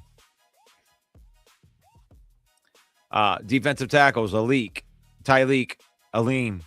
And those are the only two I put right there. But I'm pretty sure Levi would be in there.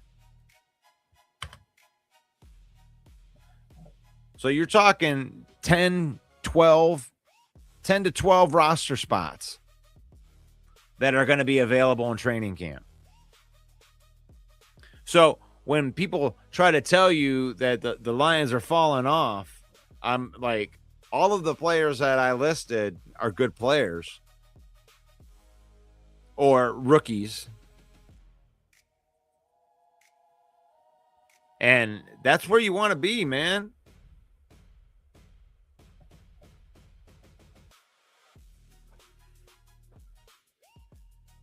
You know, we got some good competition at certain positions. But our top guys are good, man.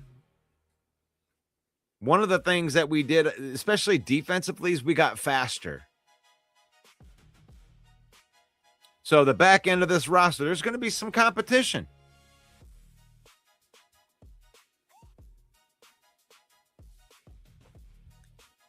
You know, the quarterback, I mean, there's not going to be much competition there other than practice squad.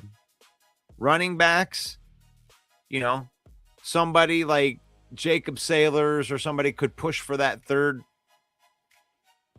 running back position. I don't think they're going to keep more than 3 running backs.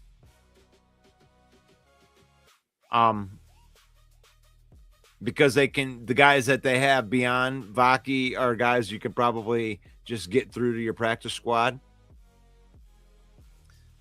Laporta, Wright, Conklin. I mean, maybe somebody could push Conklin.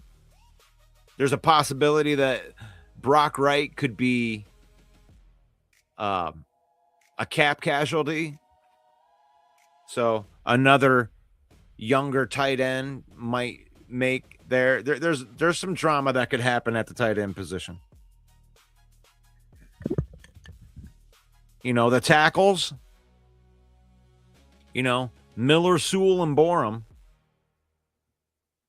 Borum takes over for Skipper. And then you got your guys. Beyond that, I think all 3 of those tackles will make the team. And then there's going to be some competition for that 4th tackle. You know, do they keep 4 tackles?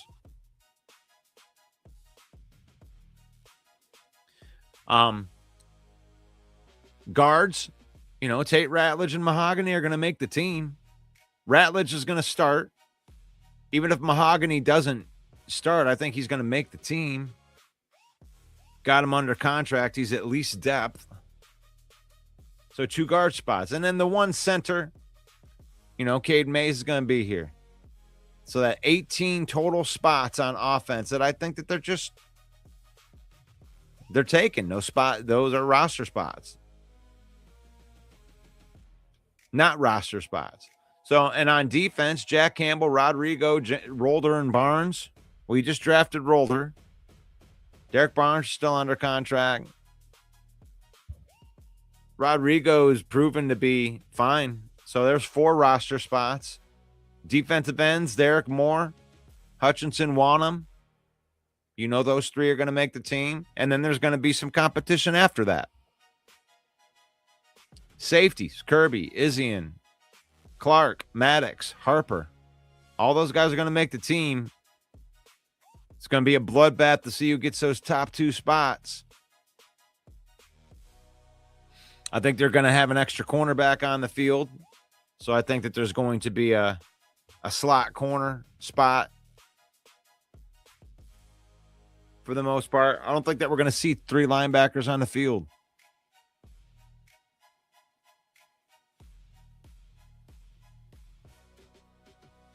But no, I'll talk about what you want to talk about.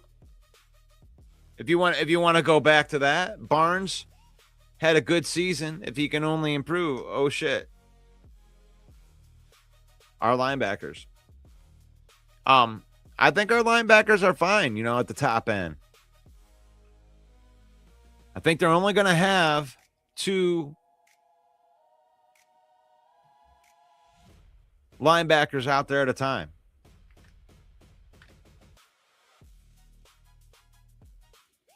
And Kirby, I think Kirby's going to make the opening day roster and play. Got to see what you got there. I mean, I know everybody thinks the worst when it comes to what Kirby did, off-season wise, but you don't know. Just because they didn't have him practicing full and OTAs on it,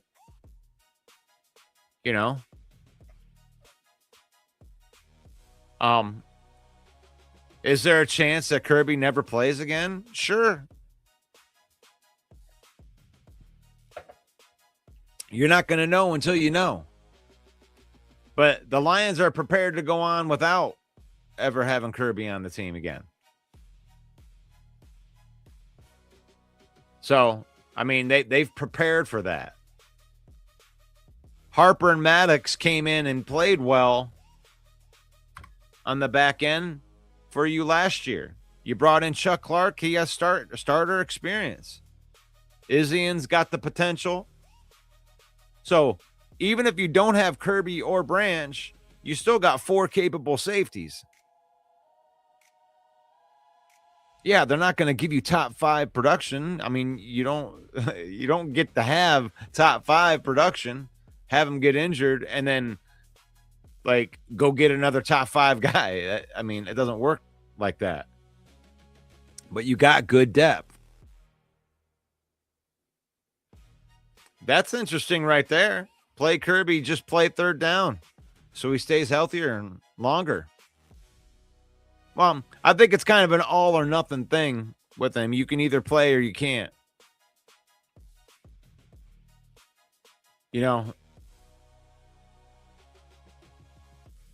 Don't risk the career. I mean, I hope they work something out with that. But what are you going to do?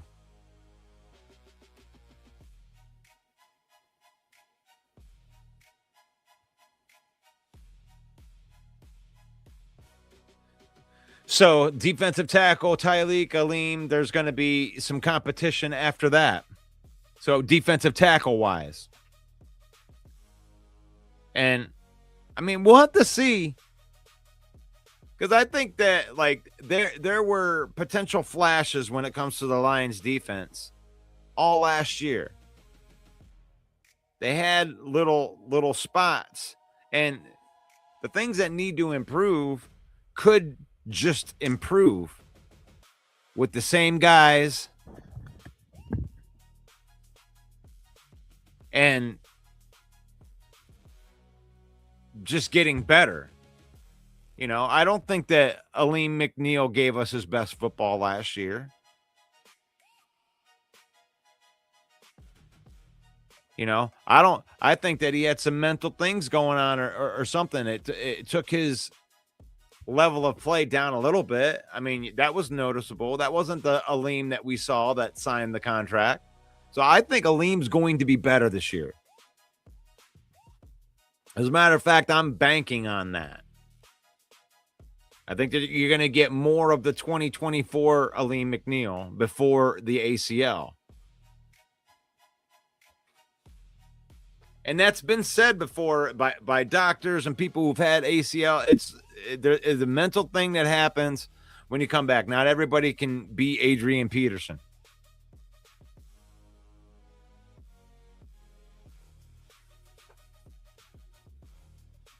You're watching the Lion Villain Report. I am the villain, the 313 villain. The UDFA of sports podcasting, Russell Wayne in the house. Talking about Lions roster. Really, I'm just here.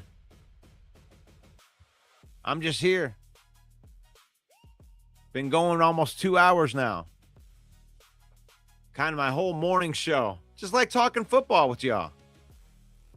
I've already exhausted all my topics, so I am just talking. I'm going through roster by roster right there, trying to figure out where the competitions are going to be. And they're mostly later on down the road positions. Biggest positions that I think the competitions that are important: defensive tackle. I think that's an important position because I think that you got Aleem McNeil and Tyleek solidified in. But then you got some competition there. And I think Levi is going to be – I think that we are underestimating Levi. If Levi plays, Levi is going to be good. Levi is a good player. His problem has never been how he plays. It's always been, can he stay healthy?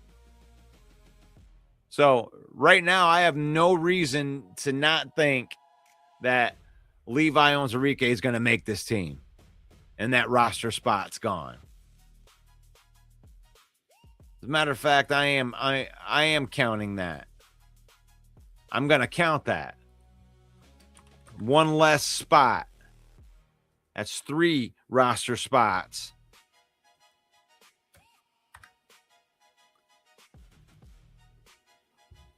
For the tackle. And the defensive tackle battle is going to start there, that number 4 spot. You know, rookies like Skyler, Gil Howard, you know, Aiden Cananina from Notre Dame, undrafted free agent. You're talking about the 4th tackle battle. So there's going to be competition, and possibly the 3rd. I'm not saying but Levi's going to make the team if he's not injured.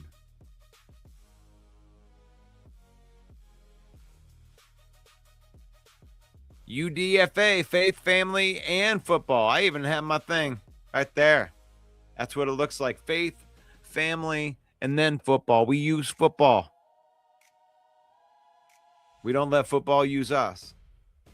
I love that you like that. You like that? I do.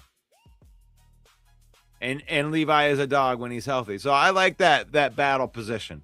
Going back through the cornerback position, Rock Yassin, DJ Reed, McCleary, Rakestraw, rookie Abney. They're battling.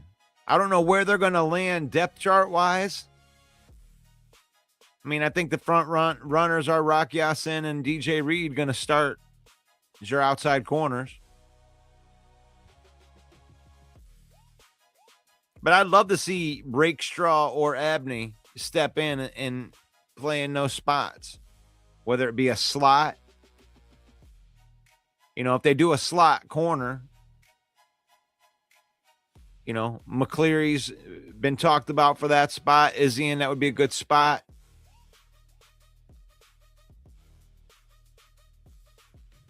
But there's going to be a lot of competition right there with, I mean, who's going to win that safety position? There's 4 guys that can play safety. Who's going to win that? All 4 of those guys, I think, are going to make the team. But then that battle for the, you know, the 6th safety, or I think they are going to keep some defensive backs, you know. I got them keeping 10 defensive backs. And I think all of these guys are going to make the team. So if you guys are on that trip that the Lions just need to run to free agency and grab another cornerback, maybe, but he'll be in this mix. You know, a veteran cornerback, that's cool. Bring another guy in there, you know, compete with Rakestraw, see if he'll beat out these guys on our team. I don't think that there's starters that are available that are just going to come in and clean house on this cornerback room. More unknown than anything else. But there's some battles there for the cornerback spot. in the safety spot, or however they're going to line that up. Linebacker-wise, Jack Campbell, Rodrigo, Roller, and Barnes. I've said this before, but I think they're only going to have 2 linebackers there out there at a time.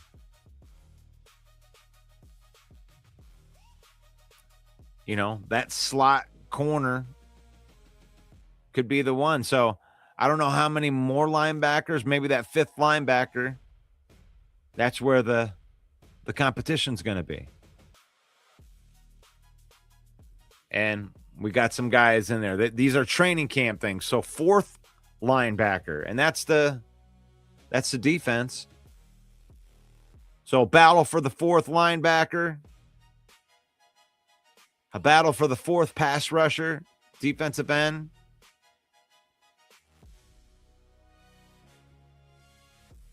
You know, Derek Moore, Hutchinson, and Wanham. They're gonna be in there. You know, you got Ahmad Hassanin. You even got an undrafted rookie, that kid from USC.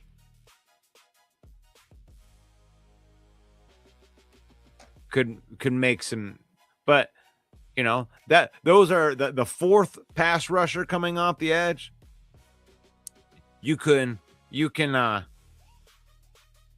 afford to have younger players vying for that. You don't have to go get named guys for your 4th pass rusher. You know, if you want to go out and get another safety in free agency or a cornerback, be my guest. You want to go get another defensive tackle, compete for the 3rd defensive tackle, you know, compete for the 2nd or 3rd cornerback room. Safeties, that's where the competition is. And then for the offense, you know, competition at backup center. The guard, the competition is right there. You can win a starting job on the left side. Competition right there. You know, a backup. We need a backup, versatile guard. So guards 3 and 4. There's going to be some competition there. I think we got depth there. Tackles, Miller, Sewell, Borum. Your competition is really for that 4th tackle. Tight ends, the battles for the 4th tight end, really.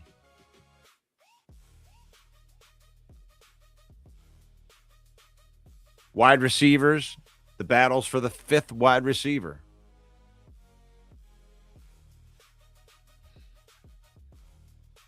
Running backs, the battles for the 4th running back, if there's even going to be one, maybe the 3rd running back. Quarterback, there's really no competition for anybody that's going to make the roster.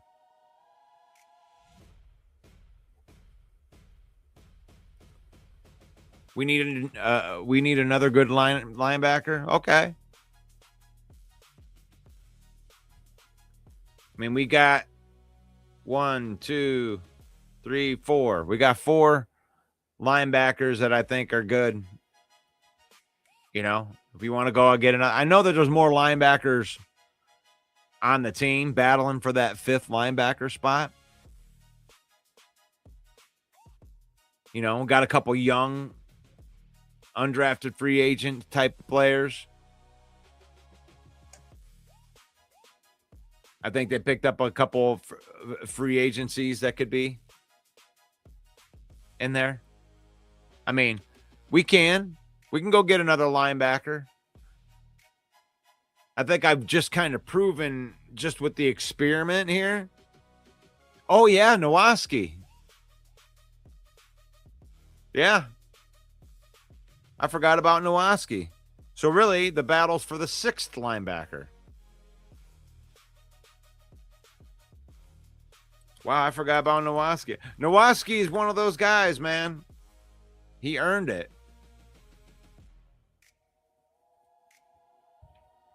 Lion says, honestly, I'm good with the linebackers. If only Brad goes out and gets a true number 1 corner. Well, they don't have that. That's not a, there is no true number 1 cornerbacks that are out there.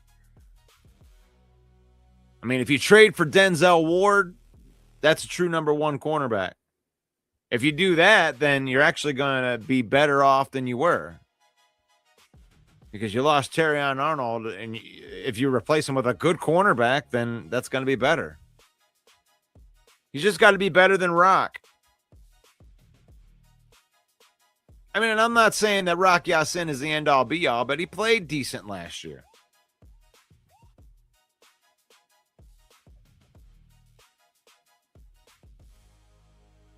I think some people get too caught up in like the names and like they don't watch the games. Like I thought that Rock played pretty good last year.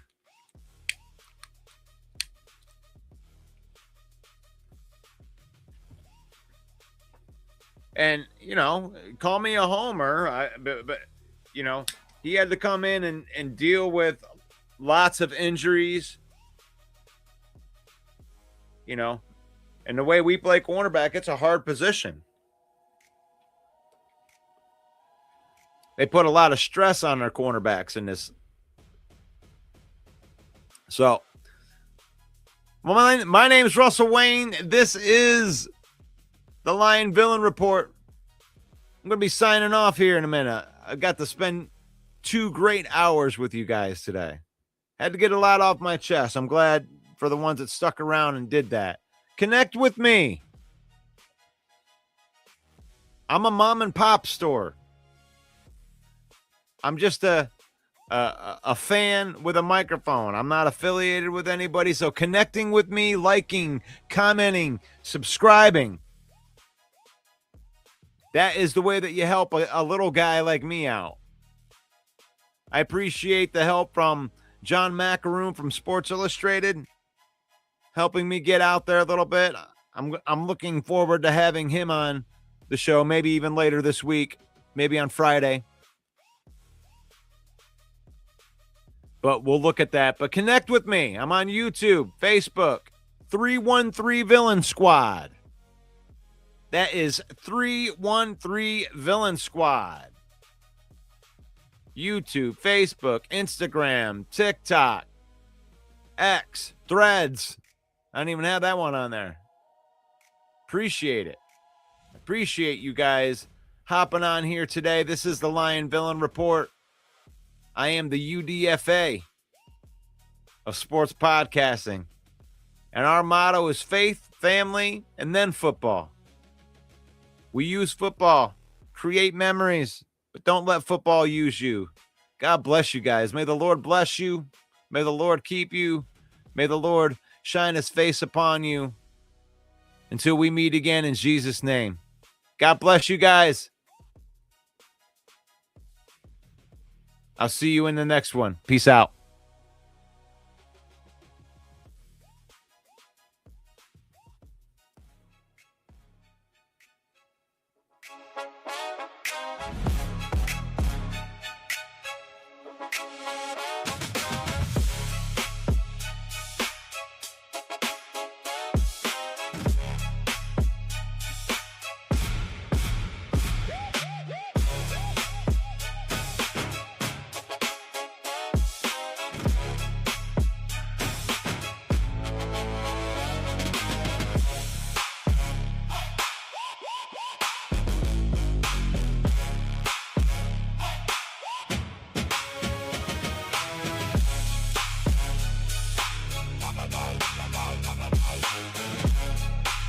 You like that?